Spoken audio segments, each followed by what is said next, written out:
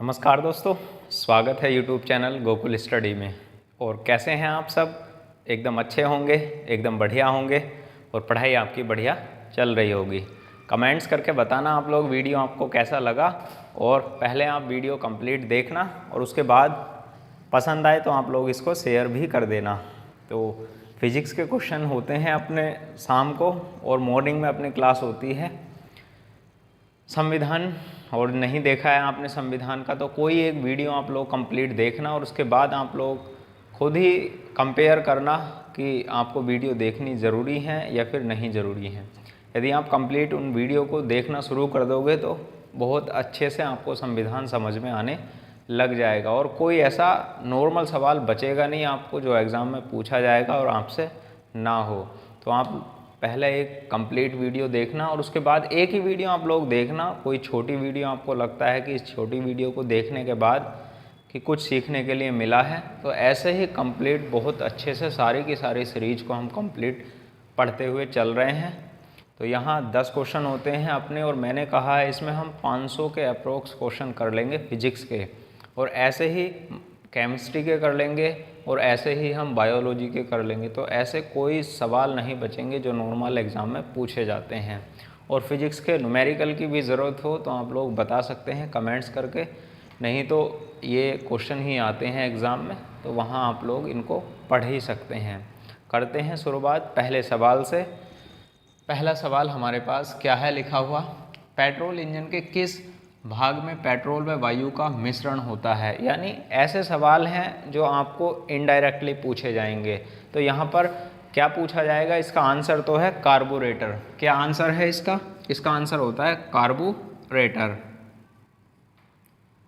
Carburettor. इस यहाँ से एग्जाम में सवाल क्या मिलेगा आपको? कार्बोरेटर का नाम लिखा मिलेगा और पूछेगा कार्बोरेटर का क्या कार्य होता है। तो कार्बोरेटर का कार्य क्या होता है? पेट्रोल प्लस वायु के मिश्रण को एक निश्चित अनुपात में क्या करना? मिलाना। ये किसका कार्य होता है? ये कार्बोरेटर का कार्य होता है। और यहाँ जो सवाल है, यहाँ सवाल लिखा हुआ है पेट्रोल इंजन में किस भाग में पेट्रोल व वायु का मिश्रण होता है, यानी तैयार होता है किस भाग में। तो आंसर क्या हो जाता है यहाँ? इसका हो जाता है कार्बोरेटर। कार्बोरेटर में तैयार होता है। पेट्रोल प्लस वायु का मिश्रण किस में तैयार होता है? कार्बोरेटर में। दोनों ओर से सवाल पूछ सकता है, तो आसानी से आप लोग जवाब दे सकते हैं। कार्बोरेटर को पूछेगा इसका क्या कार्य है, या फिर वहाँ पर लिखेगा किसका प्रयोग हम करते हैं। तो आंसर कार्बोरेटर है। अगले सवाल की हम बात करते हैं। किसी पदार्थ की वह ऊर्जा जिसके कारण उसमें कार्य करने की क्षमता होती है। आपने देखा है कोई भी हमारी एक वस्तु है, कोई भी एक पदार्थ है, उसमें कोई ना कोई ऊर्जा स्टोर रहती है जो किसी भी कार्य को करने के लिए सक्षम होती है। जैसे हम खुद अपनी ह्यूमन बॉडी को मान लें। ह्यूमन बॉडी जब हम किसी कार्य को करते हैं तो हम किसके माध्यम से करते हैं? हैंड के माध्यम से। तो उससे पहले एक हैंड के माध्यम से जो हमें एक ऊर्जा प्राप्त होती है, वो हमारे शरीर की कैसी ऊर्जा होती है? यही सवाल यहाँ पूछा है। किसी पदार्थ की वह ऊर्जा जिसके कारण उसमें कार्य करने की क्षमता होती है, तो उसको हम बोलते हैं आंतरिक ऊर्जा। क्या बोलते हैं? आंसर होगा आंतरिक ऊर्जा। आंतरिक ऊर्जा इसको बोलते हैं इंग्लिश में internal energy. Internal energy.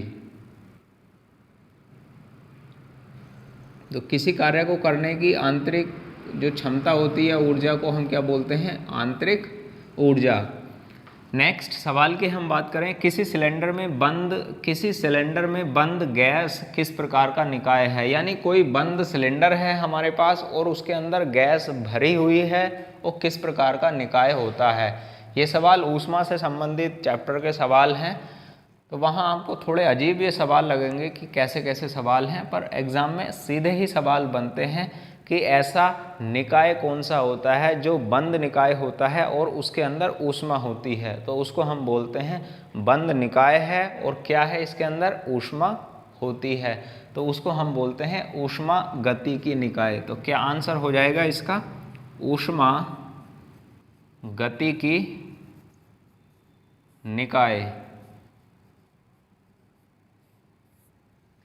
Next सवाल की हम बात करें, ऊष्मारोधी पदार्थों की ऊष्मा चालकता कितनी होती है। ध्यान से सवाल सुनना, गलत होता है बहुत अधिक ये सवाल। ऊष्मारोधी पदार्थों की ऊष्मा चालकता कितनी होती है। जो ऊष्मारोधी पदार्थ होते हैं, और देखो यहाँ पर कैसे आपको पहचानना है, ऊष्मारोधी पूछा है तो ऊष्मारोधी का मतलब है ऐसा पदार्थ जिसमें ऊष्मा क्या नहीं करती हो, संचरण नहीं करती हो। तो जिस पदार्थ में ऊष्मा संचरण नहीं करती है तो उसको हम पदार्थ को क्या बोलते हैं, ऊष्मारोधी पदार्थ हम उसको कहते हैं।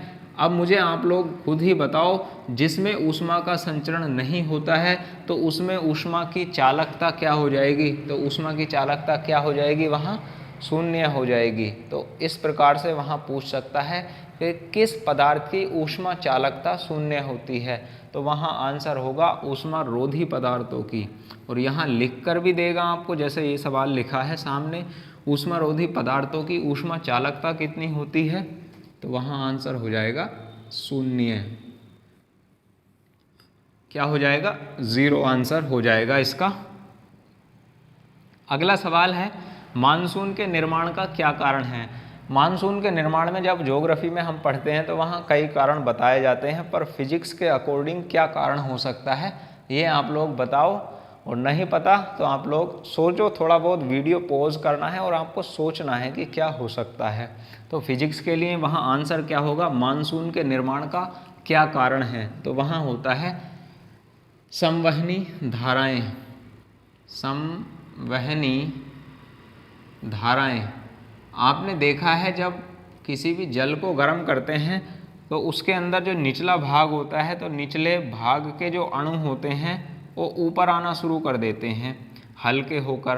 कहाँ आना शुरू कर देते हैं, हल्के होकर ऊपर आना शुरू कर देते हैं। जो ये हमने जब इसको गर्म करना शुरू किया, क्या करना शुरू किया, गर्म करना शुरू किया, तो ये हल्के होकर ये वाले जो अणु हैं, ब्लैक वाले जो ये अणु हैं, ये कहाँ हल्के होकर कहाँ आना शुरू हो जाएंगे, ऊपर आना शुरू हो जाएंगे। ये ऊपर आना शुरू हो जाएंगे, ये अणु कहाँ पर आना शुरू हो जाएंगे, ऊपर।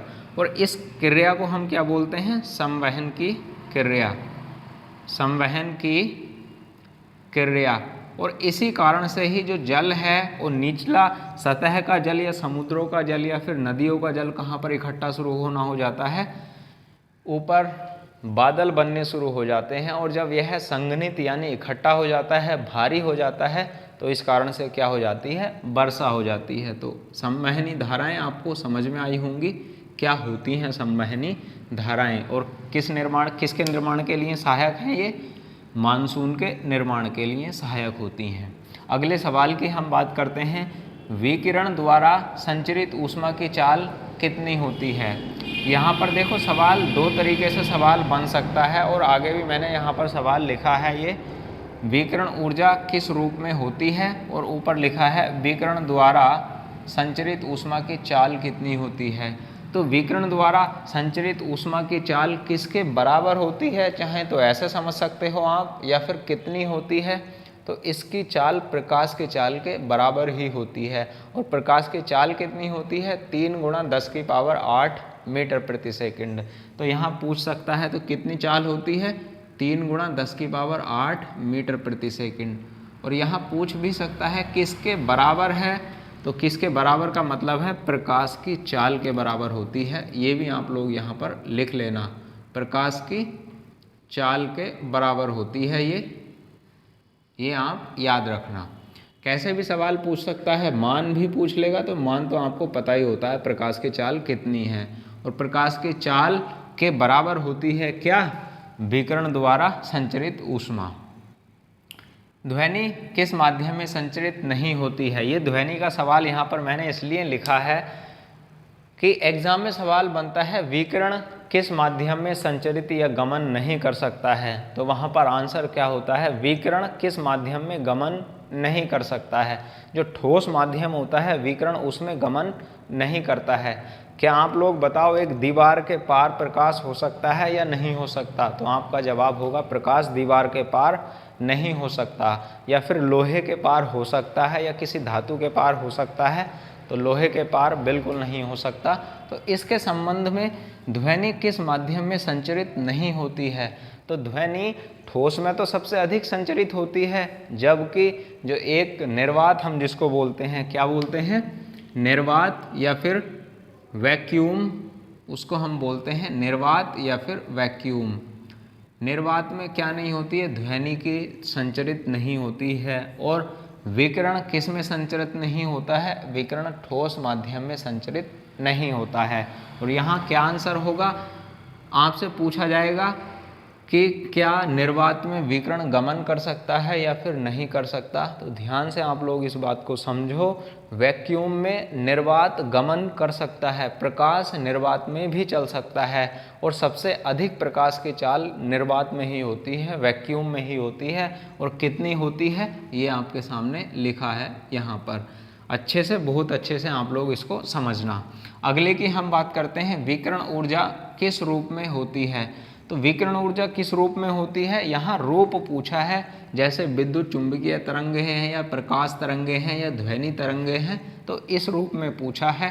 तो यहाँ है विद्युत चुंबकीय तरंगों के रूप में होती है, विद्युत चुंबकीय तरंगों के रूप में क्या होती है, तरंगों के रूप में क्या होती हैं, विकिरण ऊर्जा विद्युत चुंबकीय तरंगों के रूप में होती है। ये अच्छे से आप लोग ध्यान यहाँ पर रखना।